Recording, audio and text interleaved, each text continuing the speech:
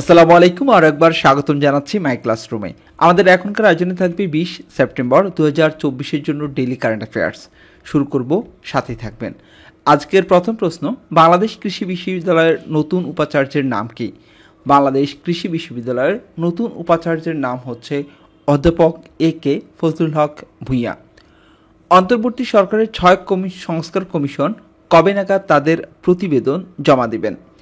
31 ডিসেম্বরের মধ্যে। দেশীয় গ্যাসের উৎপাদন বাড়াতে নতুন করে কতটি গ্যাস কূপ খনন করা হবে? মোট 100টি নতুন করে গ্যাস কূপ খনন করা হবে, এই তথ্য দিয়েছে বিদ্যুৎ, জ্বালানি ও খনিজ সম্পদ মন্ত্রণালয়। বিশ্বের ইলিশ উৎপাদনের মোট কত শতাংশ বাংলাদেশে হয়?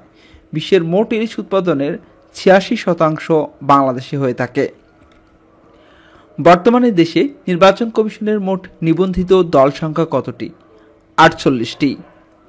বুকার পুরস্কার 2024-এর সংক্ষিপ্ত তালিকার কতজন নারী? বুকার পুরস্কার 2024-এর সংক্ষিপ্ত তালিকার 6 জনের মধ্যে 5 জনই নারী। 55 বছরের ইতিহাসে এটাই সর্বোচ্চ। সাহিত্যের জন্য কত সাল থেকে বুকার পুরস্কার প্রদান করা হয়? 1969 সাল থেকে সাহিত্যের জন্য বুকার পুরস্কার প্রদান করা হয়ে থাকে। ICSID এর বর্তমান সদস্য দেশ হচ্ছে 166টি।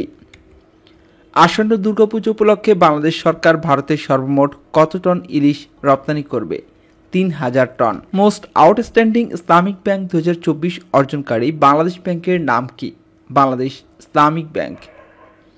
ভারতের মণিপুর রাজ্যে মিয়ানমারের কতজন কুকি যোদ্ধা অবৈধভাবে প্রবেশ করেছে?